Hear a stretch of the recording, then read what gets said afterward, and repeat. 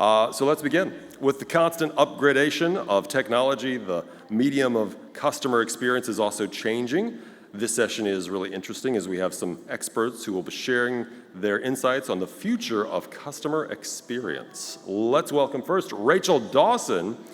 She's a journalist at Fast Company Middle East, the world's only business media brand focused on innovation, technology, and leadership. She is here to moderate the panel. Put your hands together for Rachel. Hi, Rachel. Have a seat. I'm not sure which is the moderator seat. Feel free to take whichever one you want because you're first. We also have Rikin Sheth. He is the Assistant Vice President at Musafir.com. He's a result-oriented professional with 19 plus years of hands-on experience in business development, sales, and operations. Rikin, if you want to join us on stage, wherever you might be. Hi. Oh, Rikin will be here soon. Prem Anand. Prem Anand has 7 years in Zoho. Prem now heads the business solutions team in the Middle East and Africa. Hi. He is passionate in providing business solutions and keen in understanding the client's needs. Prem, if you want to join us, come on stage. Little applause, please. Thank you. We also have Ritesh Purohit. Ritesh, with over 20 years of experience in consumer services marketing across India and the UAE, Ritesh has been associated with brands like Airtel, Hutch, and Etisalat in the past. Looking after the expat, Emirati, and youth segments currently at Do, he and his team manage a base of 4 million customers. Please welcome the panel.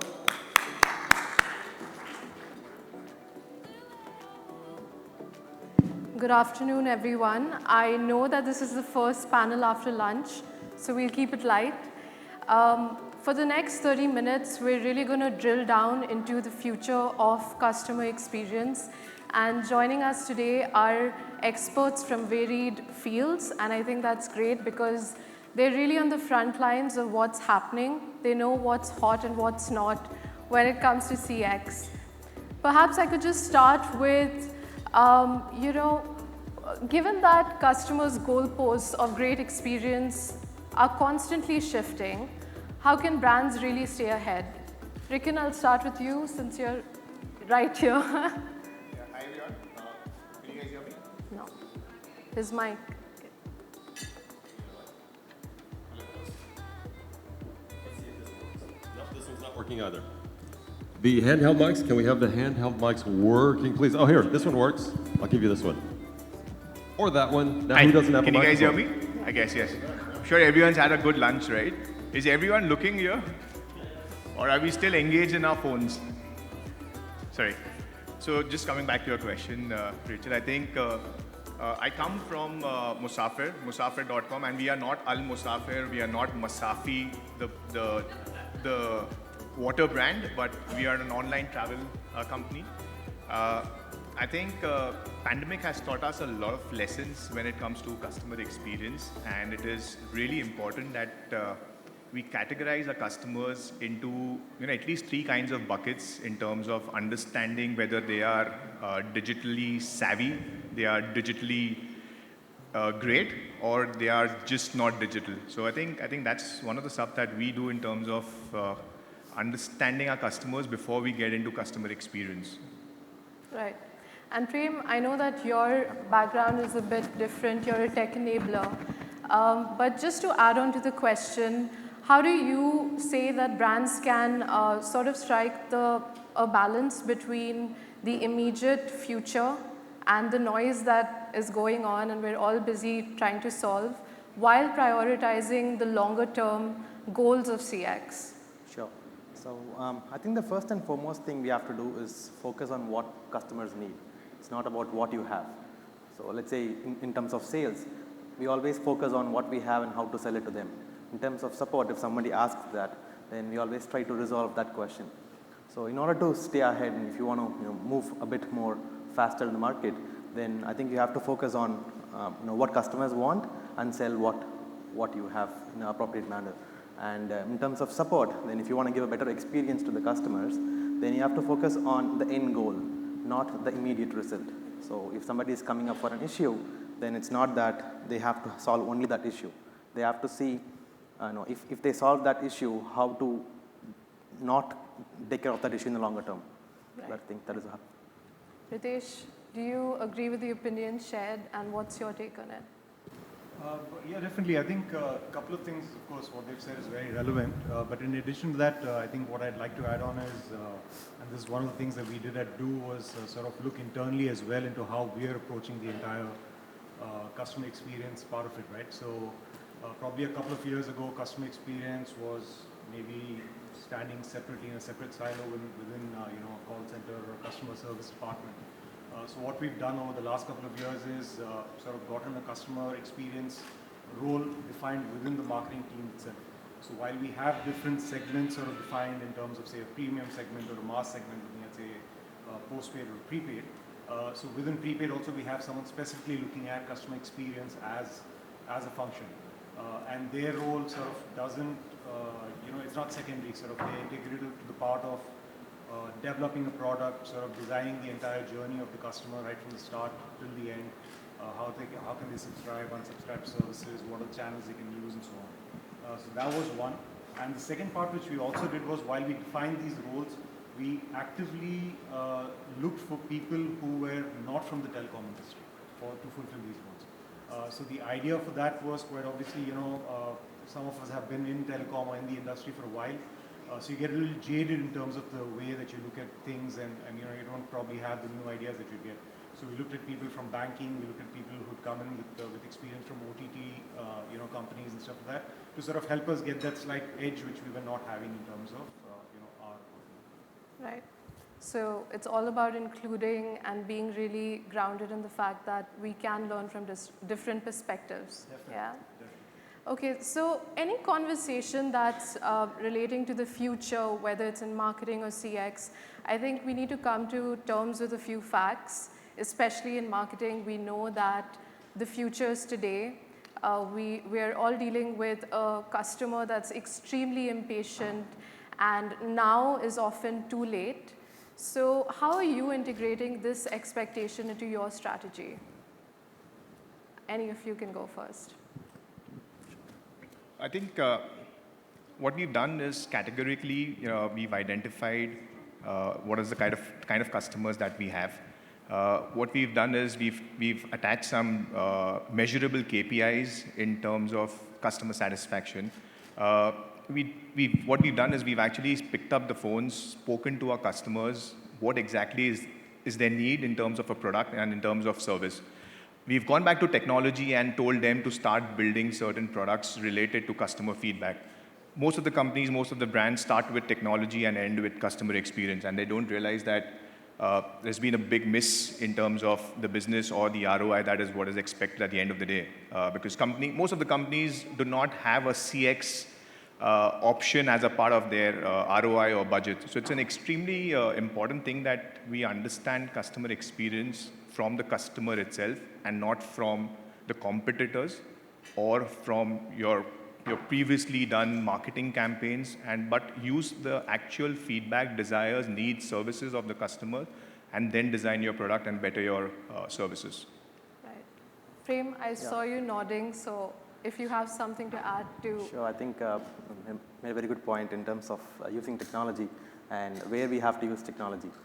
We always, even though we are from a technology company, we tell people, don't buy softwares and just throw softwares at your employees. You have to make sure they adopt to it. Involve and indulge. Involve your employees before buying a software. Involve the stakeholders before buying the software. And not only that, in terms of adoption. So if you don't put up a strategy to adopt what you are selling, or in terms of a long-term goal, I think it's very difficult to keep up with what we are doing. I'd just like to rephrase the question and ask you if, while looking at the future, would the human touch and human perspective ever be irrelevant with tech becoming increasingly smarter? So I think, sorry, am I audible now? Yeah, sorry. So I think, see, tech is definitely an important part of the mix. However, we have to remember that tech is an enabler. You will always be able to automate certain standard processes or journeys for the customer. So for example, if a customer is, say, in my case, activating a SIM card, I can sort of always automate a welcome SMS that goes out to him, or sort of, on their first recharge or on their X recharge or first time usage of the app. I can always automate certain parts of it. But then the designing part of that journey, I think that is where the sort of human element or the human touch comes in, which I don't think we can sort of do away with as of now. At least I don't see that happening. So it's definitely very important. I would probably agree with him. We've had a lot of discussion about chatbots, conversational AI and all that stuff. But coming from a travel industry, I think this industry is still not matured in terms of 100% online or a digital journey, because you still need humans to speak to. Someone mentioned about certain chatbots not giving you an end-to-end solution, and at some point of time it breaks the flow and says, okay, let me connect you to an agent. How many of us have actually felt that, why did I waste time in chatting with this guy? Instead, I might as well speak to someone, talk to him and explain to him the entire thing. So as he mentioned, that technology should be an enabler, but at the end of the day, I think there's a lot of human touch also may be required, industry specific in terms of CX. And a lot of people think CX doesn't mean customer explosion, it means customer experience, right? We've had a lot of discussion about marketing, technology, bombardment, retargeting, and so on and so forth. But I guess it's really important to retarget your customers the right way at the right time as well. Right. And while talking about future of CX, I think one question that I really wanted to pose to all of you was, what are the biggest challenges that you're facing in the industry specific, and how exactly are you turning them into opportunities that can be optimized futuristically?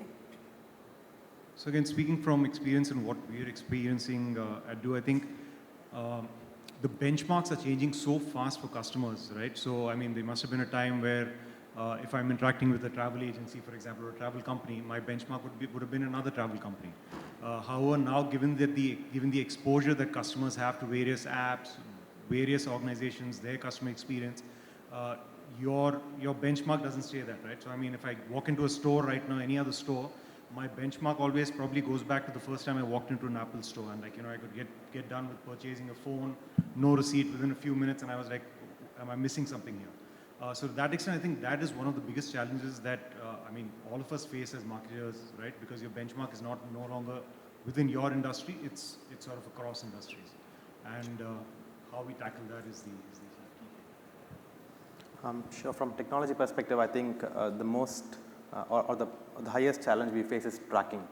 For any companies here, I think they want to track the user behavior. They want to track the purchase behavior, or what is the structure happening. And we as a company, but we don't do that. So in Zoho, we are extremely focused on privacy. And if, for example, in such a way that people who come to Zoho.com website, we don't even have a trackers to track where they are from. So and with this kind of a conception in our company, and with minimal budget, of course, in marketing, and with all these things, it's very difficult to track the user behavior, and also it's not easy to track how they go as well in the future.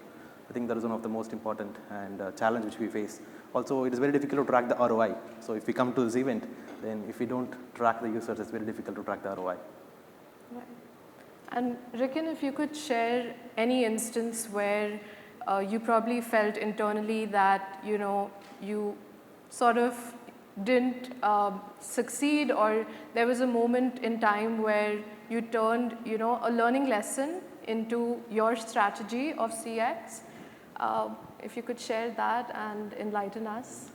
Absolutely. I think it might be surprising to let you guys know that 2021 was the best year for our organization. And people are surprised with the fact that how can post-pandemic figures be much more than the pre-pandemic figures, right? So I think one of the biggest problem that our industry faced, and you guys will agree that travel industry was the most impacted industry due to the pandemic. We opened up all our branches during pandemic. I understand that people were not physically coming to our branches, but what we did was we became a contact center to just tell the customer the travel requirements that are there, right? A lot of families were stuck here, a lot of people were stuck in back home. and we send out marketing campaigns saying that we are open, right? When we say we are open in terms of your omni-channel experiences, your multi-channel experiences. Come and talk to us, even if it means come and speak to us on the phone. We have our online platform for secure transactions. Your payments are secured. I think that was an opportunity that we took in terms of customer experience to give them opportunities to reach us and ensure that they get the #1 customer service in the world. Awesome. Prem, if I could just have your thoughts on how can brands meet customers where they are? I know it's an overdone question, but I would just like to ask you a follow-up to that. How can they meet customers where they are without compromising accessibility and inclusivity? Sure. So we as a technology company, because everybody has to talk to the technology owner. Everybody has some questions, irrespective of whatever the products they buy. So what we did is we started creating a community. So we started creating communities not only in countries, but in all the areas in countries. And that really helped us in terms of meetup. So when let's say 10 people come to a community meetup, they not only ask questions to the software what they use, but they talk between each other on how good they use, on how or how better they can improve what they're using. And also it creates opportunity not only in software, but also create opportunity for networking and grow their business. I think that is one of the good things what we did in the last 5 years. Right. Ritesh? I think from our side, or from my perspective, the way I see it is segmentation is possibly one of the keys to this. And sort of a live example that I can refer to you all is, we have a secondary brand which most of you all may not have heard of. So while we have Do as a primary brand, which sort of we target most of this segment with, we also have a brand for the blue-collared workers called Allo. Now this is something which is not widely available across Do. It's probably it is restricted to only areas where the blue-collared workforce reside and work. So to that extent, first of all, we analyze that obviously the needs are some completely different, and by doing that segmentation, we have ensured that we are a little more accessible to them, because typically these are the kind of people who are a little intimidated by walking into a Do store in case they have an issue, or calling up the call center. They sort of don't know the options and stuff. So the approach that we have to them is completely different than what we have for the rest of the market. And so that's one of the ways that we've sort of ensured that we're inclusive and sort of a little more accessible to that segment. Rikin, how are you prioritizing accessibility and inclusivity? Again, we are very serious in terms of customer retention, right? So a lot of people who've spoken about how difficult or how costlier is it for customer acquisition versus customer retention. I think there's been a lot of focus. There's been a lot of internal talks about customer retention. How do we, have the brand awareness in place? I think one of the colleagues mentioned about Apple, right? Apple doesn't require any discount offer codes to be given out to customers for any of their products. It's an absolute brand loyalty kind of game. And this is one thing that we've been really working on in terms of customer retention to ensure that we stay in the competition. Right. Also, I just wanted to ask, how can brands, we've already spoken about inclusivity and accessibility, but how can brands balance between acquisition and retention? I think, first of all, it also depends. I mean, both of them are important, and while we've heard, some of the presenters speak about how retaining a customer sort of gives you X amount of more of this thing, I also believe that it largely depends on what life cycle of your business you are in. So probably as a startup which is looking at more app downloads, getting more customers, I think the initial push would be more on acquisitions rather than retentions, while retention would probably take a back seat. Given our industry and the way it is in telecom, I think retention is pretty important for us. And a couple of the points that I touched upon before in terms of automation. So we have a CVM sort of an approach to our existing customers where we're looking at automating sort of campaigns and offers to them, and I think Anand from Etisalat also mentioned some parts of what the telecom industry is looking at in terms of giving them relevant offers at relevant times, at a relevant place. So those are the things that we're looking at in terms of retaining and sort of being a little more relevant to customers while we speak to them. I think in terms of acquisition versus retention, the more we have to focus is towards adoption. So if you make sure that the customers or your users adopt to what you're selling, let's say you buy an Apple phone, and if you don't don't know how to use a particular feature, then I'm sure you're going to switch to Android. So likewise, even in our products, if we sell a CRM or if we sell a HRMS software, then if they don't know the features what we are selling, then it's very difficult for them to keep up with us for a long time.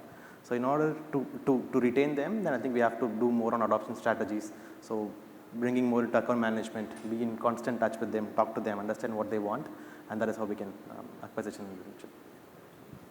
I think one of the other factors for customer retention is your data metrics as well, in terms of your analytics, right? So for our industry, we may feel that if a customer doesn't transact with us for a year, he's gone. But it's possible that this customer is taking a holiday every year only. So it is really critical in terms of your data metrics as to how you're using those metrics, what funneling you're doing in terms of your customer database, and what are the points at which you are actually retargeting your customers in terms of your customer retention. Sorry, just to add on to what Rikin was saying, it's pretty interesting because we have similar metrics that we look at, quite obviously not a year, because in telecom a year is too long.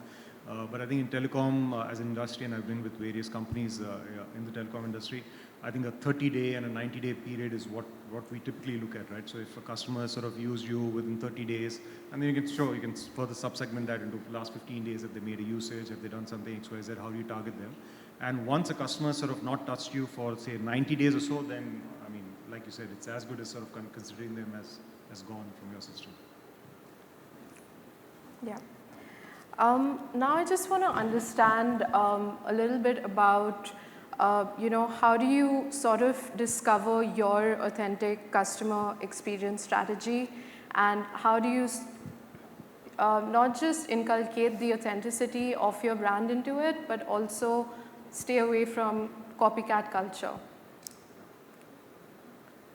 Well, that's, frankly speaking, that's a little difficult for me to say from Do's perspective, because we're far from where we want to be in terms of the customer experience that we want to provide.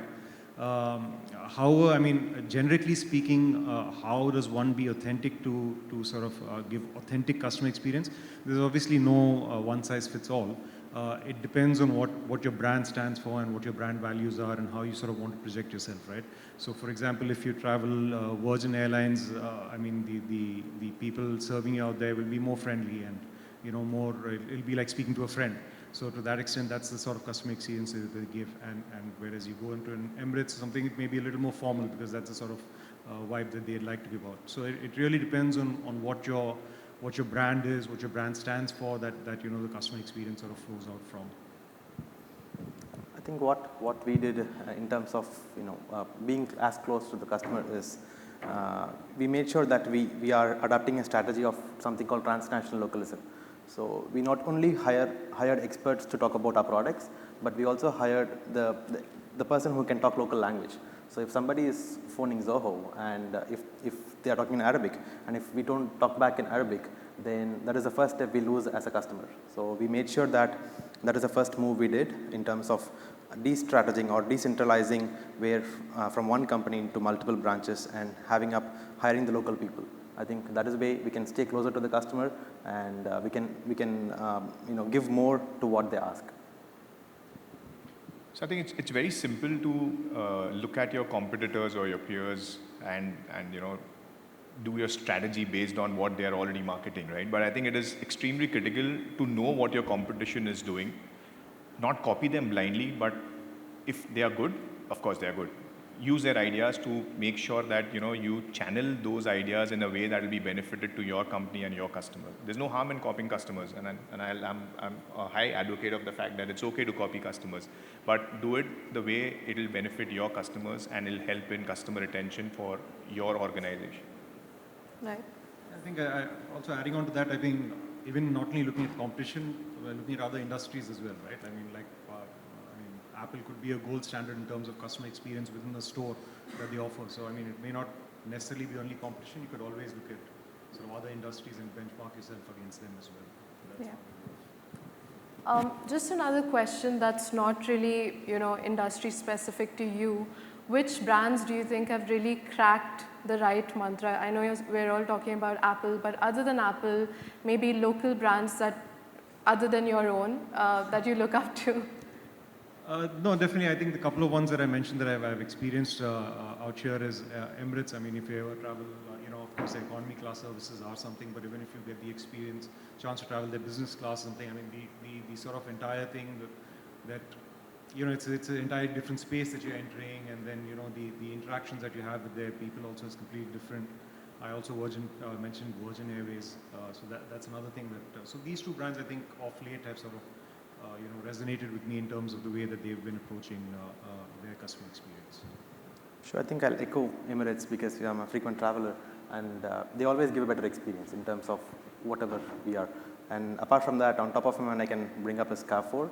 So they recently brought up this, you can just scan and go out of the store, and I think that's saving a lot of time. And I think they thought about the customers on the behavior pattern. And then they thought, okay, there are more customers buying less than 10 items, and we have to give more opportunity for them to move out fast so they can bring in more customers to their store. I think that is also one of the good customer experience. Recently I saw that. I think Emirates is always going to be an extremely amazing example because of the price that you pay there, right? So I agree, Emirates is definitely an option where you look up to in terms of a brand. Try Air Arabia next time as well. It's a brilliant airline.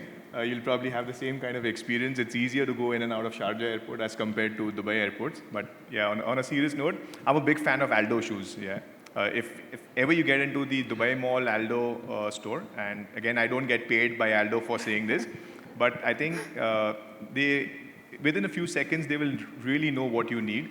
They will give you the kind of service that you need. And this is a couple of experiences that I've had with Aldo. I think last week they gave me an instant juicer with some chargers, and I'm not kidding, guys. I bought a couple of pairs of shoes from Aldo, and they gave me a juice container or something which is portable with a charger, and they said this is for instant juice in the morning. And I'm not kidding. You can go and check this in the Aldo store in Dubai Mall. So I am really fond of the store in terms of customer service, in terms of the push notifications. Of course, I get push notifications from Aldo in terms of the sales and stuff. But yeah, I think that's definitely a brand recall value that you have. And I'm sure networking also helps, because it'll help some of you guys to go to the Aldo store and try this for yourself. I think I also agree to Air Arabia thing, because there is only a flight which takes me to my hometown. Yeah, so absolutely. So next time, travel Air Arabia. So before we open the floor to audience questions, I just very quickly wanted to ask you, what is your vision, or rather, where would you like to see innovation within CX within the next 5 years or 10 years?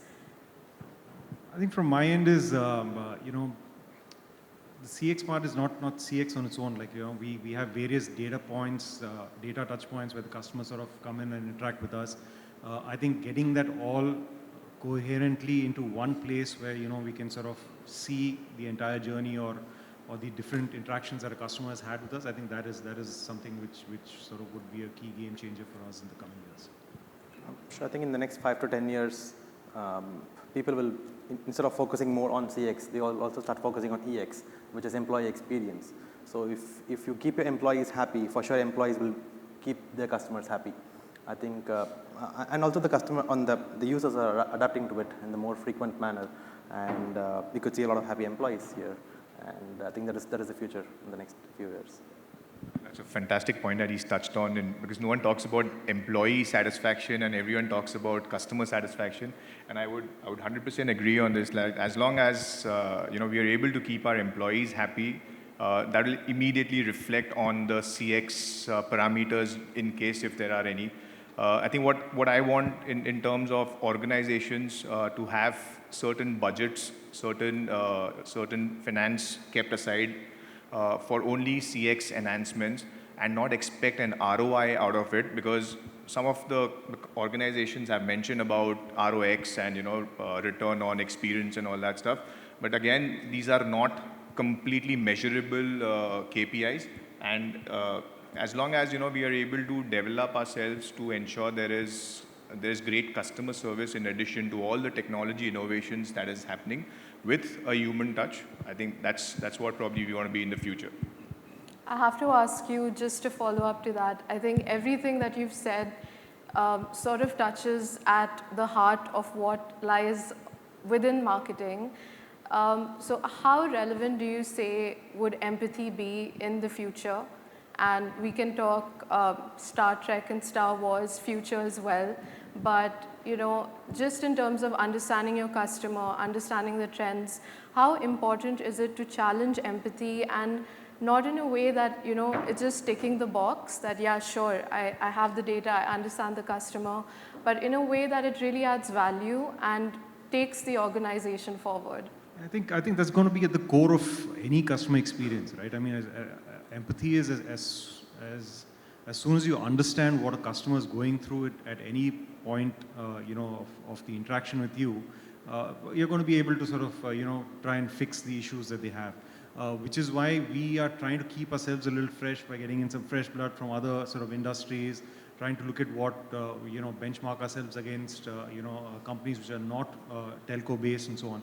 So the idea is to sort of, just keep it fresh for ourselves and not get jaded by the regular day-to-day that one keeps doing. So empathy is definitely going to be at the core of things. Sure, I think in terms of empathy, we have to call empathy to be the next channel of experience as well. So it's not that, like how we call omni-channel, we have to include empathy to the omni-channel experience. I think that'll help people talk to customers more, and also, like our CEO said in one of the meetings, he told, if our users thrive, we will, and if our users grow, we will grow too. So in that manner, so everything relies on the heart of the people who's talking to the customers. Yeah, I think it pretty much sums up, right? You need to be in the customer's shoes to understand what the issues that they are facing in terms of the product and the service, right? Extremely important to understand your employee as well as your customer, and based on that, have your strategies and have your technology innovations in place to ensure that they have a great experience with you as a brand each time and every time. Okay, awesome. We have some time for audience questions. Does anyone have a question? Please raise your hands.